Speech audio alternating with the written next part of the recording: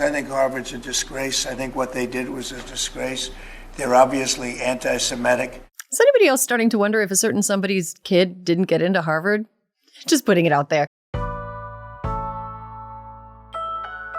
It's Friday, April 18th. I'm Erin Ryan, in for Jane Coaston, and this is What a Day, the show for people who spent the last hour before bed last night scrolling Zillow listings for K218b, the faraway exoplanet identified by the James Webb Telescope that scientists say shows signs of life possibly existing on it.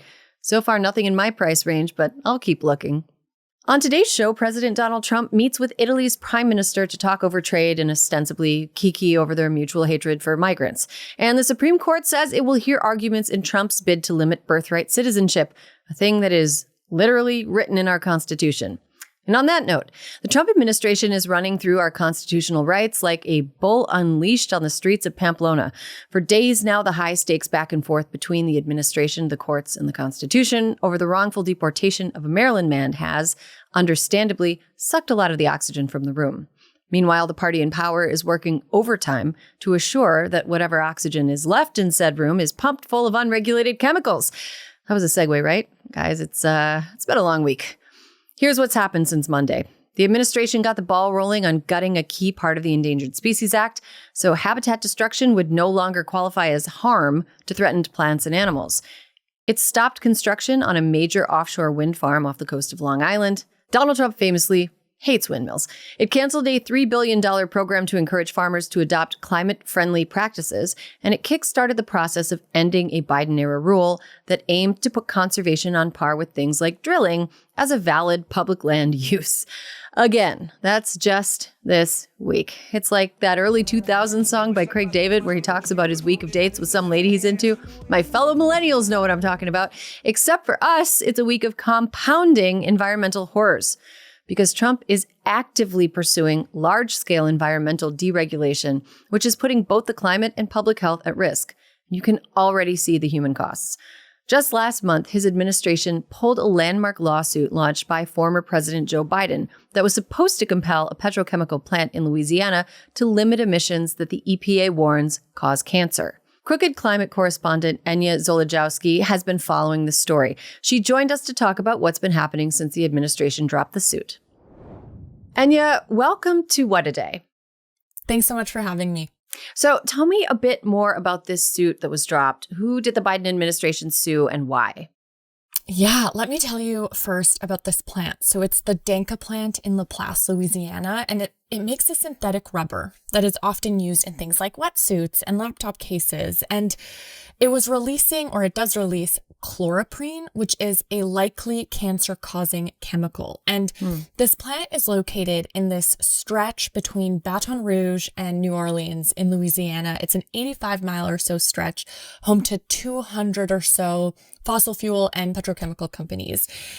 It also happens to have some of the highest rates of cancer in the country. So this area is actually called Cancer Alley. Whoa, Cancer Alley? That sounds unpleasant. So let's talk more about the suit. The suit named the owners, and who are those owners? So it's owned by Danka. It's a Japanese chemical giant, and it bought the company from DuPont in 2015. So when did the federal government slap a suit on the plant and why? The suit was slapped in 2023. And so this goes back to chloroprene, the chemical I had mentioned. At the time, EPA said that it found really unsafe levels of chloroprene in the area. And so they were saying that it was being released by this plant.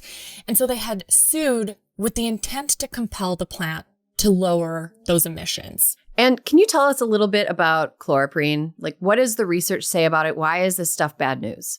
Yeah, so according to the EPA, it is a likely carcinogen because in animal trials, being exposed to it has resulted in tumors in the lungs and the liver. So, animal trials have shown that exposure has caused cancer. So those emissions, like how bad were these emissions? Yeah, we're talking, according to the EPA presser at the time, we're talking like levels 14 times higher than what the EPA considers a safe lifetime exposure, with the risk being especially pronounced for children under the age of 16 and infants. And so I spoke with the former EPA Deputy Assistant Administrator for Environmental Justice, Matthew Tejada, and he says he actually remembers when this was all coming to light. I remember when we first mapped it, and it was like a supernova on our map. It was like, whoa, what is that facility? You know, because we were first getting in those risk assessments. It was so clear how nobody in their right minds would want to live, much less raise their family, within 50 miles of this facility. Oh my gosh, that sounds so spooky. That official said nobody should be living within 50 miles, but, well, there were people there, hence the suit. So who's in that area? Yeah, I think that's a really great question because it can feel so abstract when you're not from the area, but we're talking about predominantly Black neighborhoods, tight-knit. You know, these are not rich neighborhoods. I spoke to someone from the area who, beamed when he was talking about his community. He said they're close, they're hard workers. He mentioned the children, The population in the area, according to the former EPA presser, is 20% under the age of 18. And there's actually a school that's about a quarter mile from the Danka plant. And I want to flag that the school board actually had that school shut down. They didn't list the plant as the motivator for the decision, but the EPA has long been warning that those students were at higher risk of cancer because of the chloroprene emissions. So we're talking about, real people, real families, and children. So this suit was filed something like 2 years ago. How much faith was there that the EPA under Biden could actually help? Yeah, so Matthew Tejada did say if there was any criticism, it's that maybe the EPA could have acted faster. But this was really a big deal because it marked this escalation by the Biden administration in their push to address environmental injustice. So they were really trying to check long-term polluters in poor, racialized communities. And so community members really celebrated the move. They voiced hope when it came out. Mm-hmm. But the Trump administration just dropped the suit last month. Why? I don't think it'll shock you to learn that it's part of the so-called mandate to end diversity, equity, and inclusion. It is really hard to overstate the racism and the potential cruelty of this decision. This isn't ideology, this is fact. It is fact that people of color, low-income neighborhoods are disproportionately harmed by environmental pollution in the United States. And, so for many in this area now, it's the sense that they're losing hope for protection. So just to be clear, they ended a lawsuit that was aimed at helping people, just people, not any specific group of people, just people who live there, to address the source of higher rates of cancer because it benefited a disproportionately Black population. Yeah. And, it's tricky too, because it really was part of the Biden administration's push to address the fact that Black and brown communities are getting harder hit. Oh my gosh. So how did the people who live there take the suit being stopped? So I spoke with Robert Taylor. He's an 84-year-old resident living near the Danka plant, and he's also the director of Concerned Citizens of St. John. It's a local advocacy group that had actually asked the EPA to investigate. He's lived in the area his whole life, and he's lost several relatives to cancer. Here was his first reaction. It was quite disappointing, of course, but I expected the worst from the Trump administration. That makes it real difficult for us. But we have to carry on, and so that's what we're doing. Carry on. Oh, my goodness. Well, I guess for now, that's what their options are. What else are they doing about this? What are they trying? Yeah, he really is going to continue advocating, the whole group, the neighborhood. But something that's tangible is the community really wants the tools to be able to measure emissions themselves independently. And right now they don't have those tools. If the community is going to survive this attack, we are going to have to get up and take care of ourselves and our children and fight for our lives. Because we see that these agencies, their intent is not well when it comes to us. How did the plant owner take the news about the suit being pulled? A random guess here, but they probably weren't too upset about it. You're right. So we did reach out to the company and we didn't hear back. Lawyers defending the Danka plant issued a statement saying that they're extremely pleased with the outcome and referred to the lawsuit as scientifically flawed. A company spokesperson had also issued a statement thanking the Trump administration. And for years, the company has maintained that it voluntarily spent millions to offset emissions and that they drastically reduced the amount of chloroprene to historically low levels. I also want to just flag Louisiana's officials. Top Louisiana officials, including the governor, have praised the facility for its economic benefits, and they've said that concerns around pollution are overblown. People may have heard about Cancer Alley before, and they might suspect that the government's on the fence about stopping pollution. There are jobs in those plants. People want to protect those too. But zooming out, why should people who live way outside of Cancer Alley pay attention to one lawsuit that's gone by the wayside? Because this is just the tip of the iceberg. The DOJ just dropped a settlement last week that would have helped a poor Black county in Alabama address wastewater problems. So we're already seeing more things come out. And experts warn that this doesn't stop here. Like, even if you live in an affluent neighborhood, you're not immune. And so this is actually what Tejada said. This is coming for everyone. If you want to drink safe water in this country, good luck. Just as we were starting to make progress on getting lead out of people's drinking water, on getting forever chemicals out of people's drinking water, good luck. It's coming back for you. Just as we were really starting to think that we were secure in not breathing noxious diesel particulate matter from old dirty engines, or not having to worry about mercury coming out of the smokestacks of coal plants, good luck. It's coming back. This is a lot to take in. The government sues a big plant to protect residents, but then voila, new president. It's not a priority anymore for the worst possible reasons.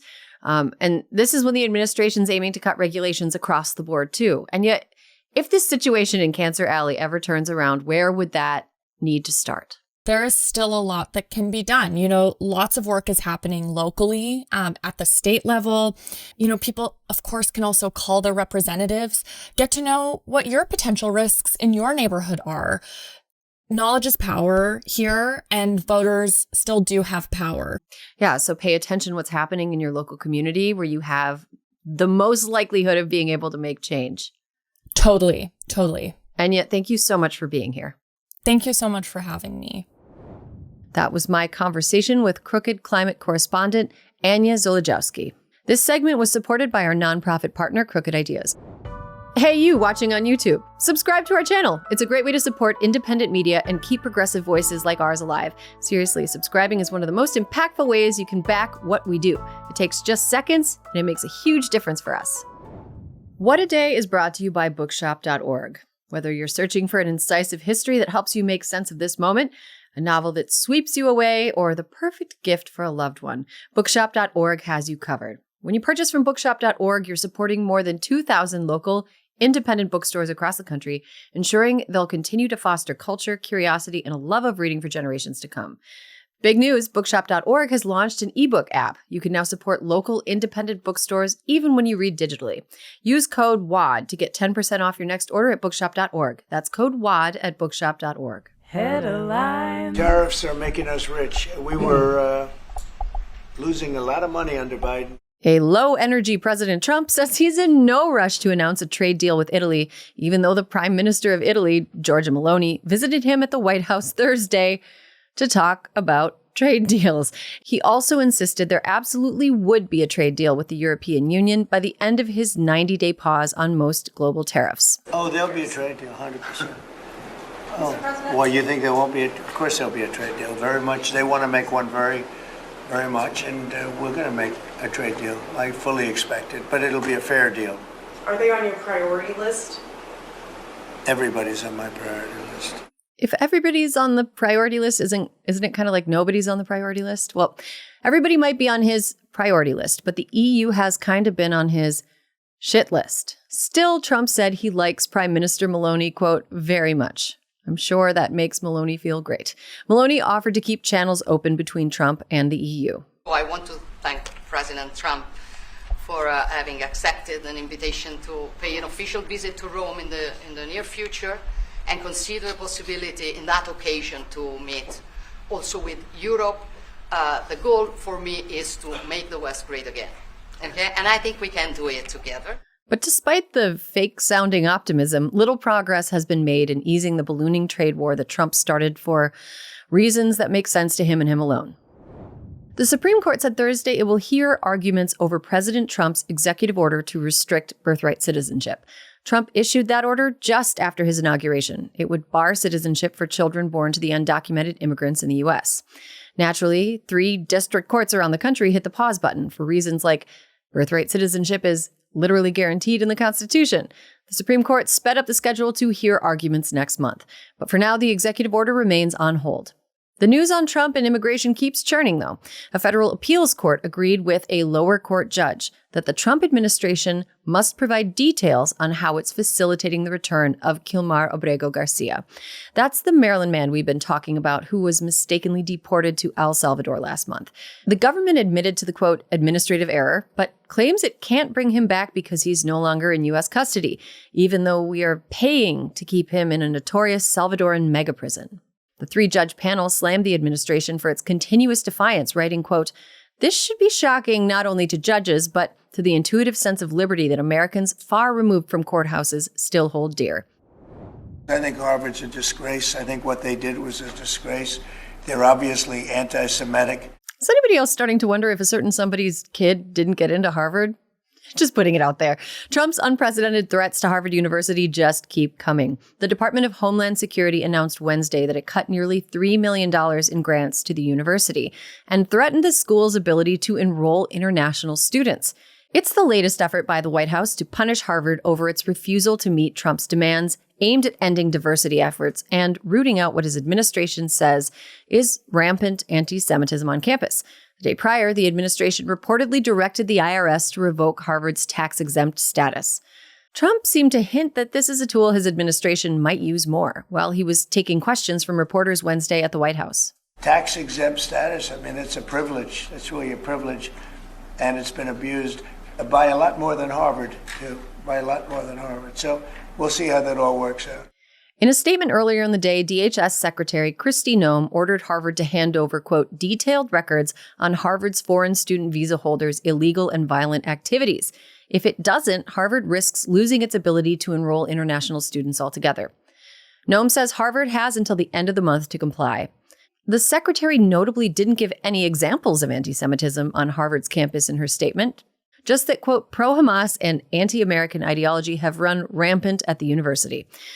That might be because the White House maybe, just maybe, doesn't have any proof. The Washington Post reported Thursday that the Trump administration didn't provide any evidence of wrongdoing when it froze another $2 billion in grants to Harvard earlier this week. It just skipped over those requirements set out in civil rights laws. The administration also seems to have sidestepped a requirement to notify Congress of said violations and wait 30 days before applying any penalties. Oops. Never wants to be left out, though. Congressional Republicans are also jumping into the fight against Harvard. On Wednesday, 2 top House Republicans announced a separate investigation into Harvard over alleged civil rights violations. In other court news, the Department of Justice won a major antitrust case against Google. In a suit filed under the Biden administration, the government accused Google of operating an illegal monopoly in online advertising technology. The suit targeted 3 specific markets: the tools used by online publishers to host ads, the tools advertisers use to buy that ad space, and the software that makes those purchases happen. In a Thursday decision, a federal judge in Virginia sided with the DOJ, ruling that Google, quote, willfully engaged in a series of anti-competitive acts to acquire and maintain a monopoly in 2 of those markets, publisher tools and the software for ad transactions. Judges hate this one weird trick. The judge dismissed the DOJ's argument that Google monopolized tools for advertisers, but the federal government came out on top overall. This is the second major antitrust ruling to hit Google in less than a year. In August, another federal judge found Google held a monopoly over online search. Google said it plans to appeal Thursday's ruling. The tech giant's vice president of regulatory affairs told The Verge, quote, we won half of this case and will appeal the other half. Last I checked, 1/3 isn't equal to 1/2. Google it. And that's the news. That's all for today. If you like the show, make sure you subscribe, leave a review, fantasize about living on an exoplanet, and tell your friends to listen. And if you're into reading and not just the extra zeros at the end of the price of heavily tariffed Hermes handbags like me, What a Day is also a nightly newsletter. Check it out and subscribe at crooked.com/subscribe. I'm Erin Ryan, and a handbag should not cost more than a year of college with or without tariffs.